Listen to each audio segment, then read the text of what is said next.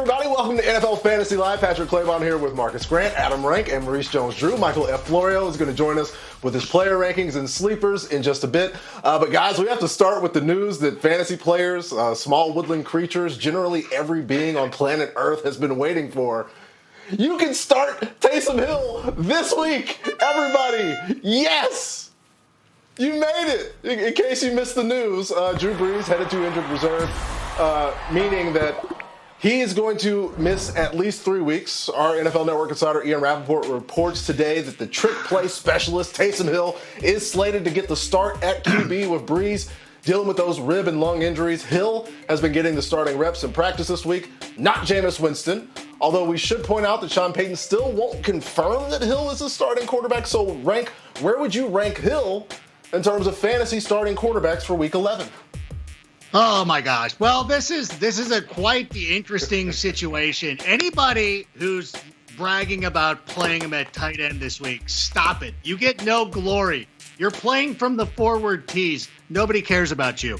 But I think he's a good play in some instances. But let's take a look at some of the quarterbacks I'm starting over him, just to put it into context, make it a little bit easier.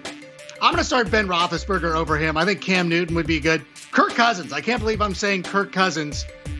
I would start him over Taysom Hill. Alex Smith, our guy Florio, doesn't have him rated very high, and we're going to talk about that in the next block. But some guys I would start him over, Jared Goff, Baker May, Phillip Rivers, and Matthew Stafford, who's going through some injury concerns. So there are some spots where I would start Taysom Hill. As a matter of fact, I'm thinking about doing it against the fantasy footballers this week because I've given up on this league because MJD is going to win it. Thank you. So you're starting him in leagues where you're giving up, and you're also starting Andy Dalton on the zombie Cowboys over Taysom Hill. But hey, look, it's celebration time. I've got a balloon. Woo! Yes! Taysom Hill exists. It's a real thing. We're going to find out one way or another what happens with Taysom Hill. I think I broke something in my house. We're going to keep this going, Marcus, because it also doesn't just mean something for us fantasy managers or everything here. It means something for the receivers in New Orleans as well. It does. Look, originally when we thought at least, Jameis was on track to be the starter, I was big on Michael Thomas and Emmanuel Sanders because if nothing else, we know Jameis is good for a few YOLO throws down the field, which certainly would bode well for Emmanuel Sanders. Now, if it is Taysom Hill, and this is still a big if because Sean Payton loves trolling all of us, Michael Thomas might still have a role simply because I'd expect some shorter throws, maybe some higher percentage throws, and that is kind of what Thomas offers you. But at this point, I am pretty much down on Emmanuel Sanders. Now, my big fear, though, is that we all sort of pivot away from Jameis. Taysom Hill starts the first 2 series, and then Jameis comes in and throws 30 passes, and we're all just salty on Monday morning.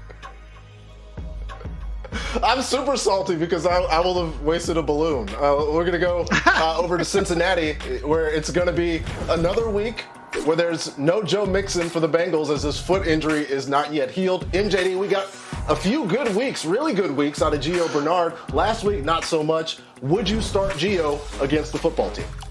I would. Gio has done a great job since being in there. And first, let me say this. I hope that Joe Mixon, my hometown brethren, heals up. We'd love to see him out there out of Antioch, California. But Gio Bernard has done a great job averaging 17 fantasy points since week 7, ninth amongst running backs. And he scored 20-plus fantasy points in 2 of the last 3 games. So, for me, I like the way they're utilizing him. He's getting a ton of opportunity in this game, and he's getting a lot of volume. From there, we go to the Lions, where they have ruled out their starting running back, DeAndre Swift, who suddenly popped up on the injury report with a concussion on Thursday. Detroit's also going to be without Kenny Golladay again, by the way. But as far as replacing Swift goes, Rank, is the move Adrian Peterson or Kerryon Johnson? Well, I do believe that you should do your due diligence on the waiver wire. Go see if J.D. McKissic is available, Savon Ahmed, or somebody like that. If your choices are limited to the running backs on the Detroit Lions, I would probably lean towards Adrian Peterson. This is a pretty good matchup against the Panthers, who've allowed the 4th most fantasy points per game to running backs this season. They've allowed a top 25 running back in every game. And if you're expecting them to keep the rock on the ground, which is what you probably want with Matthew Stafford battling an injury, Peterson seems like the logical choice.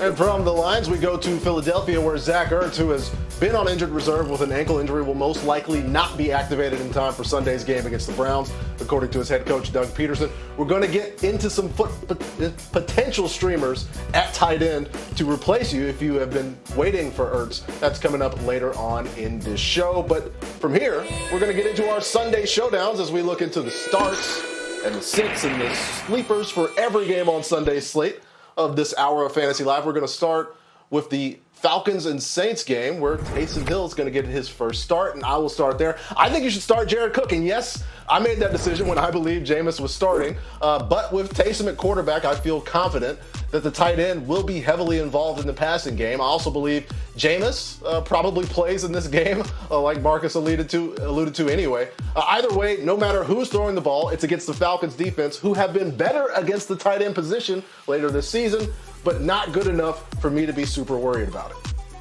Yeah, and if they do some read option near the goal line, that could be an opportunity where Taysom Hill throws the ball to Jared Cook. But one player that I would be avoiding in this game is Todd Gurley. When you're a touchdown-dependent running back going up against the team that is probably the toughest against running backs in terms of allowing them to get into the end zone, this is just somebody that you got to bench. The Saints have allowed 3 rushing touchdowns on the season, 0 in the last month, which means that Gurley's probably going to get 4. But, just based on the statistics, I got to bench Todd Gurley. Been productive this season. We go to the Chiefs and the Raiders. Vegas looking for an opportunity to go 2-0 against KC, Marcus.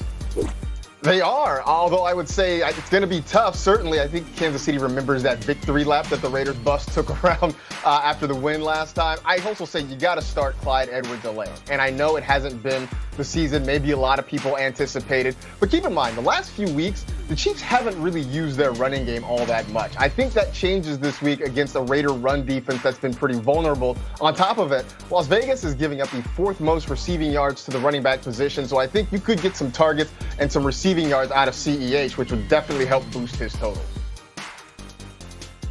On the other side, if Mahomes and the Chiefs are full-on revenge mode, what an opportunity for Derek Carr to throw the ball around a bit. And I think Nelson Aguilar is a great sleeper this week. He ended quite a run scoring-wise last week because all they did was run. I believe he truly is a big part of this offense. He's averaging almost 20 yards a catch on the season. He's 1 target behind Josh Jacobs for the most targeted Raider. I like Nelson Aguilar in this matchup. From there, we go to the Packers and the Colts. Other than number 12, MJD, who you refuse to trade me, who are you going to start? I'm going to go ahead and look at Robert Tonyan here, and I get it. The Colts have done a great job against the tight end. They are allowing the 4th fewest fantasy points to tight ends this season. But to me, who has to catch these passes in the red zone? When you're in this cover 2 that we've seen the Colts run, they're going to take away Devontae Adams, and unless you're running the ball, which I think the Packers will try to do, I think Robert Tonyan is going to have a huge day in the red zone, maybe a couple catches and possibly a couple touchdowns. Speaking of running the football, I do think the Colts are going to try to do that, which is why I believe Jordan Wilkins is a sleeper. And I know it's been a headache trying to figure out this Indianapolis backfield. Nyheim Hines will get his touches. He will get his receptions. But when it comes to running the football, Wilkins the last few weeks has been slightly better than Jonathan Taylor. It's not a huge gap, but it is enough against this Green Bay rushing defense to give me a little bit of confidence to have him as a sleeper-type flex guy this week. Colts opponent a couple of weeks ago, the Tennessee Titans. Lots of fantasy and real-life playoff implications here, MJD. Must start Lamar Jackson. We've been waiting for this. I think down the stretch, Lamar Jackson is going to get back to doing what he did last year, as we're seeing here. Being able to run the ball. When he throws the ball, take the ball, instead of taking sacks, taking off and running, getting opportunities down the field to other guys. This is going to be a great week for a Tennessee Titans defense that doesn't really get a lot of pressure on the quarterback. And to be quite frank, it's a revenge game, right? They're the team that knocked you out of the playoffs. I think this is the week Lamar Jackson goes off.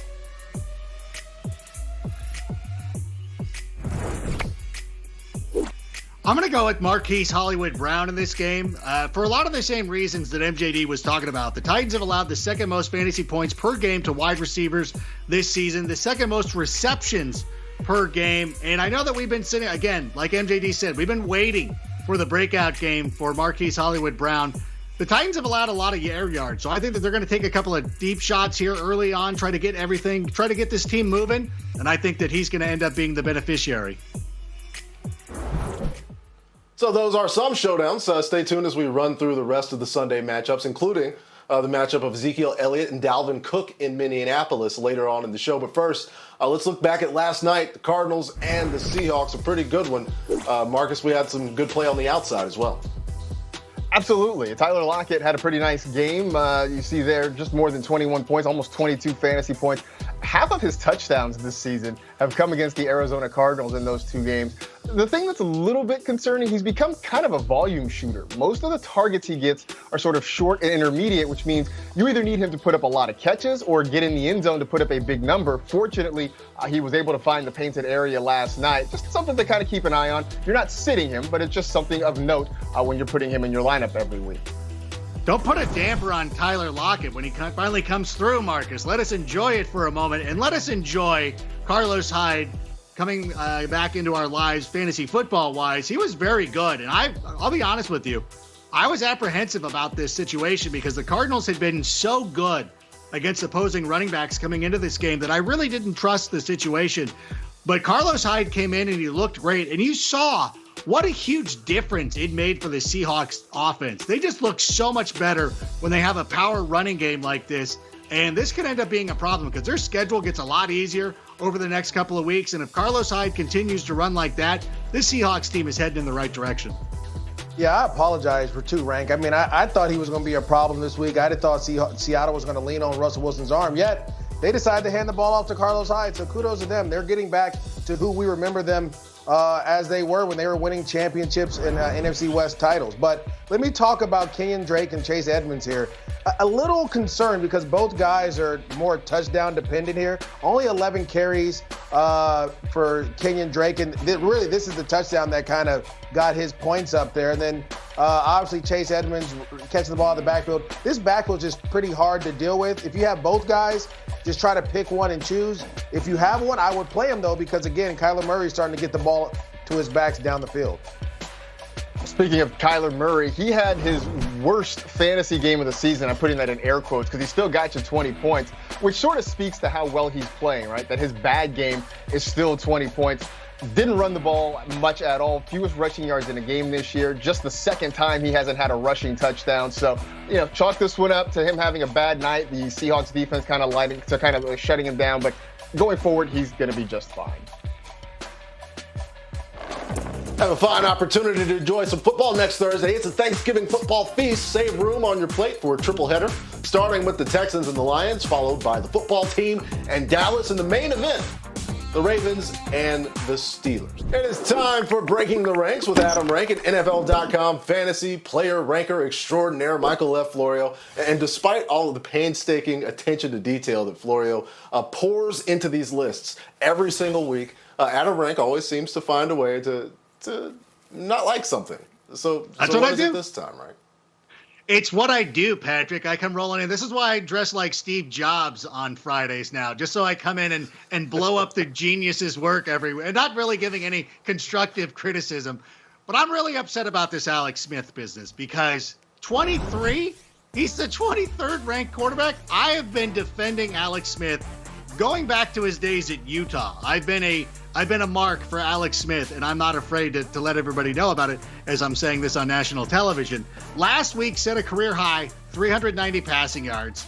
He's going up against the Bengals, who've allowed the 7th most fantasy points to running their quarterbacks this season. They've allowed 21 touchdown passes. That was the one blemish against Alex last week, is that he wasn't throwing touchdowns, and I understand that. But it's the Bengals. He's going to throw at least 2. Like, come on, Michael. I'll take the rest of the segment off if you can just tell me that Alex Smith is going to get a little deference and respect. Well, my thinking was he threw a career-high yards last week and still only finished with 16 fantasy points as the QB 14. And I do think that Washington is going to try to run the ball. Cincinnati gives up a ton of rushing yards. But, Rank, I will put some respect on Alex Smith's name. I haven't been defending him since Utah, but I do think I need to bump him up a little bit. All right, so above Jared Goff, can we get that? He'll go ahead of Goff. He'll go ahead of Stafford. All right. Okay. Thanks. All right, there See we you guys go. on Monday. The respect allows us to continue the segment, Rank. We have to go because I believe that you don't like where Florio put Ezekiel Elliott this week.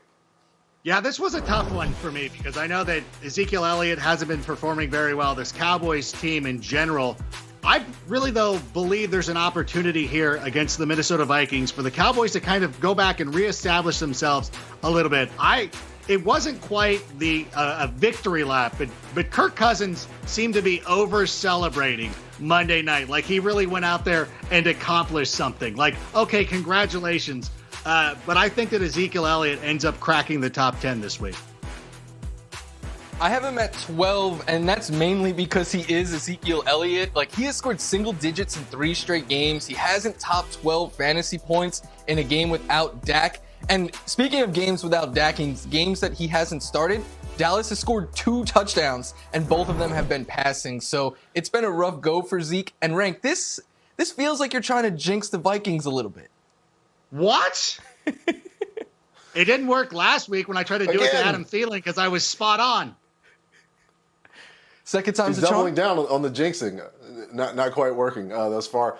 You mentioned without Dak, CeeDee Lamb without Dak, Rank. Where do you think Florio has him, and what's your problem? Where is he right now? 35? I know you've been tinkering with it a little bit, but I would move him up a little bit. I think that there's an opportunity here against the Vikings, who've allowed the 5th most fantasy points to wide receivers this season. They've allowed close to 2 touchdown passes per game to wideouts this season. And last week, I don't know if the Bears would have thrown it to say, who's that guy? Oh, yeah, Allen Robinson in the end zone. Or if Anthony Miller wasn't out there playing volleyball in the middle of the field, they would have crushed this Vikings defense. I think Andy Dalton takes advantage of him. I think CeeDee Lamb is a top 26 wide receiver this week. I do like CeeDee Lamb for a lot of the reasons you said, Rank. He has Andy Dalton back, who throws to the slot a bunch. The Vikings give up a lot of fantasy points and touchdowns to wide receivers. The reason I have him where I do, though, is because he's in a group of wide receivers that I think come with a low floor, which I think without Dak Prescott, CeeDee Lamb's comes with a low floor, but a high ceiling, which is what I think CeeDee Lamb is this week. Yeah, probably not the best sign that Dak Prescott is the quarterback that's throwing to all of CeeDee's highlights there. Almost all of CeeDee's highlights as we talk about him. As you set your fantasy lineups for the weekend, let Florio's rankings be your guide. Go to NFL.com/fantasy and win some games. And use what Rank provided, too, to help make those decisions. From there, it's time for us to see who's going to bring home the ring, presented by Hellsberg Diamonds. As Marcus Grant and MJD rejoin us, guys, the bye weeks are almost over. And if you're in playoff contention, now's the time to start rethinking that bench and how it's structured as you go into that title chase. Marcus, give us a player to add and a player to drop in order to bring home that ring. A guy you want to add for the stretch run and the playoffs themselves is going to be Phillip Lindsay. Early in the year, I thought maybe this would sort of be more of a 2-man rotation, maybe a hot hand approach. But the last few weeks, it's been very heavy on Melvin Gordon. Nonetheless, Lindsay's still getting about 20 to 30 snaps per game. We know in the event something happens to Melvin Gordon, he's going to step in and pick up a huge workload. So he should be added for insurance purposes at the very least. A great late season schedule. It includes the Chiefs, the Panthers, and the Chargers. So there are some opportunities for some production there if he gets some touches. On the other side, I think it's time to say goodbye to Jerick McKinnon. And it's been frustrating watching his usage rates, his production. They've been just incredibly inconsistent all year long. That's a big part of it. The other big part of it is that after the bye, the 49ers are hoping to have both Raheem Mostert and Tevin Coleman back in the lineup. So that means that McKinnon's role is going to diminish quite a bit, or it may just disappear altogether. Either way, I just don't see him getting enough touches to really be productive and be worth holding a roster spot for. Well, Marcus, I'll tell you this much. I say add Marvin Jones Jr. Obviously, with Kenny Golladay going down, his targets have went up. He scored, since week 7, 17 fantasy points, 13 plus in the last 4 games. So that, to me, tells me, like, he's getting the workload. So if you're looking for a great flex play, if you have him, play him. If not, if he's on the waiver wire, which I don't know why he would be, get him. If you still have a chance to trade for him, trade for him. And again, you know, the Lions are still throwing the ball because they're the Lions. And I love that type of run from my wide receivers. A guy that I'm going to drop is just a big name. AJ Green. It hurts me to say this. We've talked about this on this show multiple times on Fridays. The name just isn't matching the game right now. And I don't know what it is with him in Cincinnati right now, but him and Joe Burrow aren't on the same page. He gets open, the ball gets overthrown. He's covered, the ball's not thrown to him, whatever it may be. He just hasn't performed to what you like. So I would say drop A.J. Green. Back on Fantasy Live with more Sunday showdowns. Dalvin Cook and the Vikings playing host to the Cowboys this Sunday. Obviously, perhaps Cook and Zeke Elliott starts no matter what, Marcus, but give us a guy who has become a must start in recent weeks here. For me, it's Justin Jefferson. And I came into the year thinking that he had a chance to be the top rookie wide receiver in fantasy. And so far, that really is playing out. And he's very much in the conversation for Offensive Rookie of the Year. Leads the Vikings in receptions and receiving yards. He's had 4 100-yard games this season. Has an excellent matchup against this Cowboys defense that's allowed 6 100-yard receivers, tied for the most TD catches allowed to wideouts this year. So if you've been sitting Justin Jefferson on your bench, I'm not sure what I can do to help you, but put him in your lineup. He can help you win games. Yeah, Marcus, I'm going to go ahead and say start Amari Cooper. I just feel like the Cowboys are getting back after watching what they did to the Pittsburgh Steelers. I know Andy Dalton was the quarterback, but it felt like they kind of got in a groove there a little bit, and he was getting his targets. And I believe this, the Minnesota Vikings defense, they've given up a ton of yards to receivers, and I think Amari Cooper is going to get a lot of love here with Andy Dalton being back, trying to get him the ball on the outside.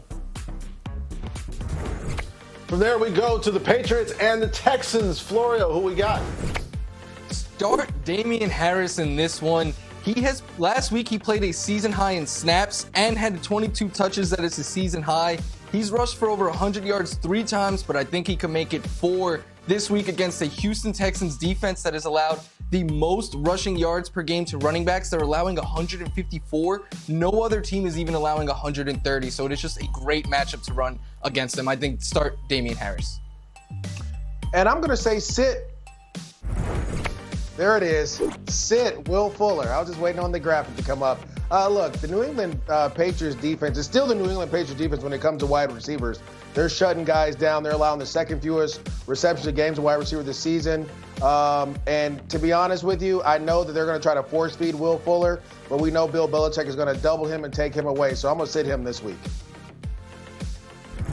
From there, we go to the Dolphins and the Broncos, and I want to give these risk takers out there making trades at the deadline a sleeper option to replace the guy you send away. Jakeem Grant has 5 targets each in 2 straight games, a season high for him. Since Tua is the starter, he has the second most targets on the team. Don't evaluate this team on the Fitzmagic stats. The magic is gone. Bury it.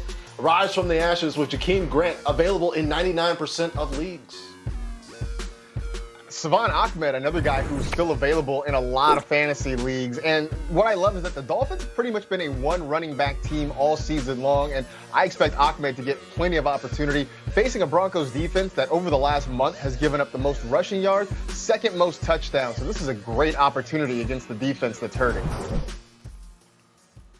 All right, so today, a big day in fantasy football, not just for Taysom as I get my confetti out of there, but it's the fantasy trade deadline day. Midnight Eastern time tonight is the deadline to get any trades agreed upon in standard NFL.com leagues. Your league may have other settings, so be sure to check those out before the deadline tonight. But we're going to grade some trades that have already gone through. We start here. Marcus, this one's for you. Nick is in the process of a trade, sending Zeke and Lockett and getting Keenan Allen and DeAndre Swift in a PPR league. Your thoughts?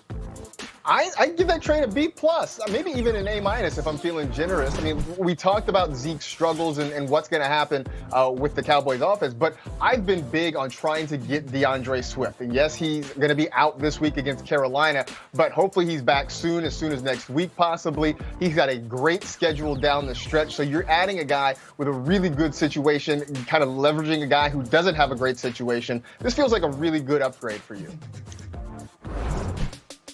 All right, we got this trade from Fantasy Football is the best. Love that name. They get the Ravens defense and Miles Sanders, and they gave up Josh Jacobs and Will Fuller. They say they're stacked at wideout, Mr. Florio. They got Michael Thomas, Terry McLaurin, and Allen Robinson. Does that help? No, it doesn't. I don't want to be a tough grader here, but I have to give this trade a D. running backs are basically a wash. So I look at it as you gave up Will Fuller for a defense. You could stream defenses every week. Will Fuller has been a top 15 wide receiver 4 times. He has the 8th best fantasy playoff schedule amongst wide receivers, and depth, as we've seen, is more important in 2020 than any year. I would have rather had Will Fuller and Josh Jacobs on this end. Tough grading from Mr. Florio. MJD, grade this one for Adam. He's been offered James Conner and Kirk Cousins in exchange for Rojo and Joe Burrow. If he takes it, what grade would you give him? I would give him an E. An E for effort, for just trying to get the trade going like I've been trying to do in our fantasy league. But I wouldn't take this trade at all. I think Ronald Jones is going to run well down the stretch.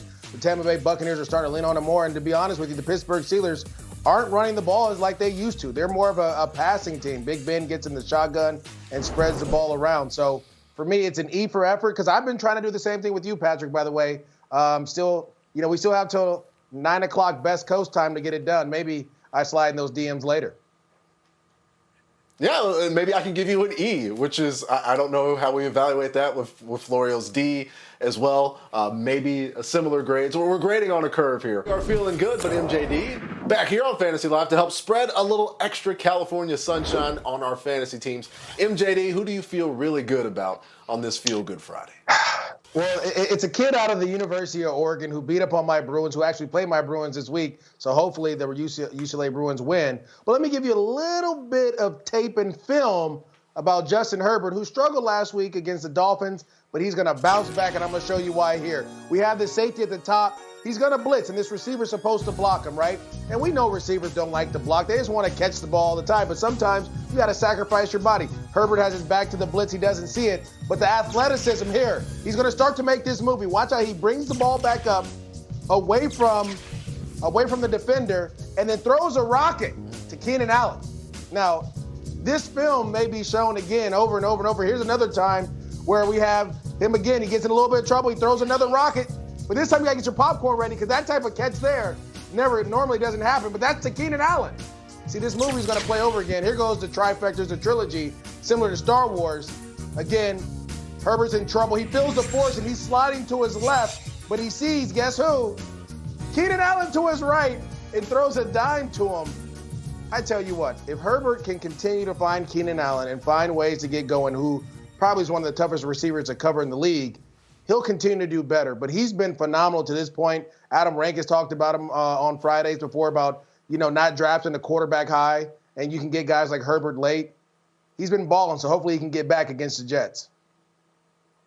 Yeah, it's going to be tough, right, to find a quarterback like Justin Herbert in any year, because historically, after we look back on another big game from him, it might be enough to put him at the top of a historic list, MJD. Just a quarter of a point behind Deshaun Watson in terms of fantasy points per game by a rookie quarterback since 1970. That's way before Herbert was even thought about in any case. Perhaps a parent, too. Herbert making his case for waiver wire pickup of the year. Let's get back to our Sunday showdown to focus on that Jets-Chargers game a little more. Michael F. Florio, besides Justin Herbert, who else are you starting in this game? I'm starting Kalen Ballage, and I don't think I ever would have said that, but Anthony Lynn came out this week and said he will be the primary running back moving forward. And in 2 games with the Chargers this year, he has scored at least 15 fantasy points and seen at least 17 touches in both. The Jets allow the 7th most fantasy points per game to running backs. So again, I didn't think I'd be saying it, but it started last week in Miami, and the Kalen Ballage revenge tour rolls on this week against the Jets. Going from an old Adam Gase running back to a current Adam Gase running back in LaMichael Pirine, who I think is a sleeper this week. It looks like he's going to finally be the RB1 for the Jets, which is what we've sort of been asking for. As much as I love Frank Gore, I want to see the young guy get some touches. And the Chargers have given up a rushing touchdown in 4 straight games. So this is a chance for Pirine to really go out and show what he can do. From there, we go to the Steelers and the Jags. Rank, which Steeler on offense are you super confident in? Well, I'm going to go with Chase Claypool going up against the Jags, who've allowed a top 15 wide receiver in 3 straight games. But as we did a deep dive into our own next-gen stats, we found that Chase Claypool leads the NFL in receiving touchdowns on slant routes. He has 3 of them. He leads the NFL in targets on slant routes inside the opponent's 12-yard line. If you're wondering why James Conner is starting to lose some looks at the goal line, it's because they're running those slants to chase Claypool, and that makes him a very dangerous option this week against the Jags. I like that call, Rank, and I'm going to go with a receiver, a teammate of Claypool's. I'm going to say you could start Deontay Johnson. I like to joke that Deontay Johnson doesn't always finish games, but when he does, he finishes with double-digit targets, and that's more of what I'm expecting this week. Hopefully he could stay healthy because this is a great matchup, and he's been playing well. It's just the injuries have kind of taken him out of some games. So here's to hoping he stays healthy and puts up a ton of fantasy points this week. From there, we go to Cincinnati and the football team. The records aren't great, but there's plenty to watch for, Marcus. I would be wary of Joe Burrow this week. What we like about him is pretty much the volume of throwing the football, but he is getting beat up more this year than he ever did when he was starting at LSU last year. Has been sacked 32 times, which is third most in the league. And if you keep getting pressure on him, I don't really care who you are going to be rushed and make some mistakes.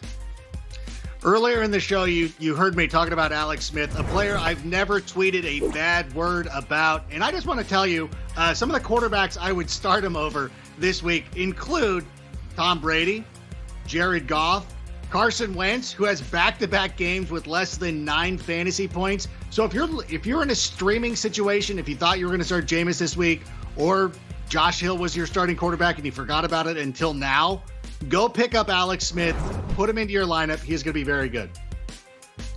Listen. Well, we did some digging, Rank. Listen. And you actually went back in 2011 and said the 49ers were overrated. The team is going nowhere with Alex Smith still in the mix, which you were right. But that's an accurate. It's not necessarily the nicest thing. That's not a bad statement. That's just an accurate statement. I'm giving tough love. Like sometimes I got to be stern with my daughter. Like she gets in trouble, I gotta tell her, like you're not making wise choices. In that moment, I had to tell Alex he wasn't making wise choices. I don't thank you for bringing it up. I had even worse stuff that I said. Well, so that was the tamest. You bear the responsibility for Alex Smith's growth as a football player, and you've actually got another sleeper in the Washington offense for us, one that might be a smart play in your fantasy cage fight this week. Just in the nick of time, fantasy filmmaker Adam Rank has a preview of his new cult classic, one he both directed and stars in. Get out your decoder rings for this one on Now Streaming. All his life, Adam Rank has searched for treasure no one believed existed. It's time for This Week in Shanahanigans, and I told you it was going to happen. It was inevitable. This week, Alfred Morris had 0 touches for the Redskins. None. But legend told of a great fortune buried in our nation's capital with clues hidden in plain sight. The all-seeing eye, the unfinished symbol. Don't you get it, Adam? The treasure is a myth. There are no fantasy points in Washington. Dad, I refuse to believe that. Now, the treasure appears closer than ever. But the only way to protect it is to steal it off the waiver wire. Adam Rank, J.D. McKissick, and introducing the Bengals defense in Fantasy Treasure. Now streaming.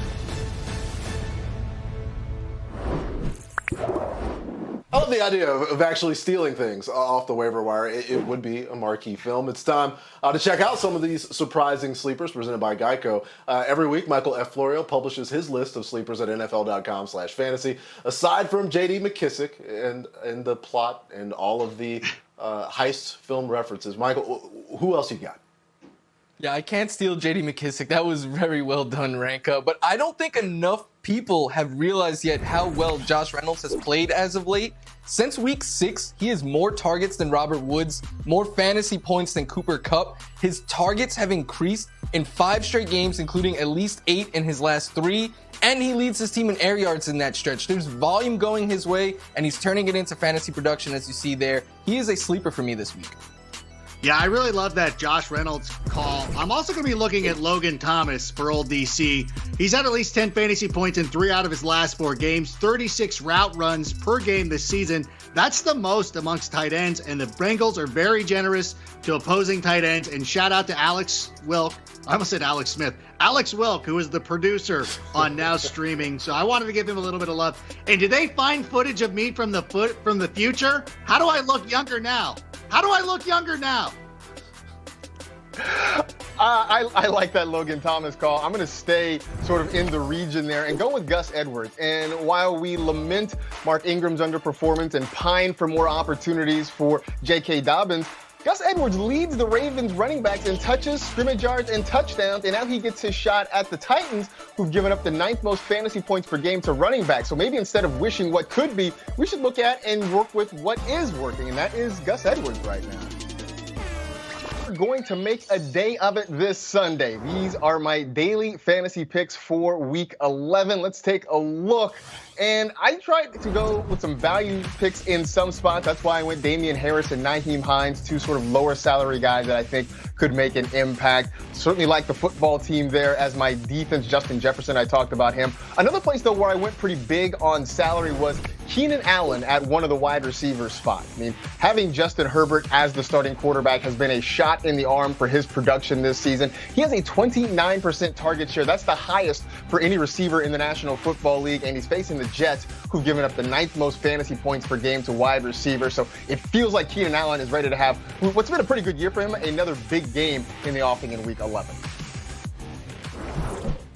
Should be a good day of it. Thanks, Marcus. We'll get back to our Sunday showdowns with the Eagles and the Browns and MJD and Michael F. Florio. Remember, no Myles Garrett in this game because he's been added to that COVID-19 list. So Florio, kick us off with a bit of a sleeper here. Yeah, I think Jalen Reagor is a sleeper this week. He led the Eagles in targets and routes last week. His 7 targets were a season high. And the Browns have allowed the 6th most fantasy points to wide receivers this year. We know he is a speedster. We know he can create separation down the field. And hopefully with no Myles Garrett, Carson Wentz will be able to get him the ball this week. Yeah, and with no Garrett, I'm going to say start Dallas Goedert. I think, with the tight end position being down, Dallas Goedert is a tight end that can get you some yards down the field, as we were just seeing some of these highlights. And Cleveland's allowing the 4th most receptions to tight ends this season. And to be quite frank with everyone here, Carson Wentz just has to play better. And if he plays better, all the Eagles that you played will do well, but it all depends on 11 in his arm. Can he get the ball to these guys without holding on to it for a long period of time? All right, last but not least, Lions, Panthers, and I know there's questions at the quarterback position, but I'm cool with whoever takes snaps against the Lions defense a week after Alex Smith had the game of his life, as we've referenced here on the show a few times. Robbie Anderson is the leading target getter on this team, even if it's Will Grier. The Lions in the bottom 10 in giving up yards to wide receivers. Anderson's still that top option, due for a big game. He also scores more in games where there's no Christian McCaffrey, so there's 4 extra points there. And I know Michael F. Florio would say start Mike Davis. I'm going to say farewell to Michael F. Florio. Thank you for all you have brought to NFL Fantasy Live today. And when we come back, we are back here on NFL Fantasy Live with garbage time. The clock's running out on our time this week, but the fantasy advice that we give you here still counts the same in the score sheet. You can still win. Final thoughts on this day of the trade deadline, Marcus? Well, just because the trade deadline hits tonight doesn't mean that's the deadline to keep improving your fantasy roster. Some of the guys we've talked about on this show, Savon Ahmed, LaMichael Pirine, Kalen Ballage, Logan Thomas, they're still out there on the waiver wire. So go out there and keep finding guys that help you each and every week. I was going to say, if you were already sitting in it, I don't get my own little shot here. I got to stop picking player specific so I can have this camera time. Give it to Christian McCaffrey. Try to trade for him if your team's already solid and ready to go. That's all. Hey, Rank, so I'm going to slide in your DMs about McCaffrey after Please this, but I'll say this. Raheem Mostert is going to win some people their fantasy championship, and I'm going to tell you why. Kyle Shanahan still believes they can win. They haven't had their running game this whole time, and once he gets back healthy, they're going to lean on him. Regardless of their schedule going forward, Mostert is going to be a start. He's going to win some championships. And my advice as we all come back on camera here, you can well, oh, no, it's just me. Sorry, Rank. Deadline spur action, folks. You hear that all the time. People want to make trades. People want to get involved. If you made a trade earlier this year, or you at least tried to, and it got declined, send it again. People want to get involved. Everything's happening. They want to be on camera like Adam Rank does. We're all out of time for now, but don't be sad. We're back on Monday, 6 Eastern, with a preview of one of the best Monday night fantasy matchups of the year, Rams and Bucks. A full preview of that game coming up Monday evening. Good luck to all of you at Week 11. Total Access coming on next.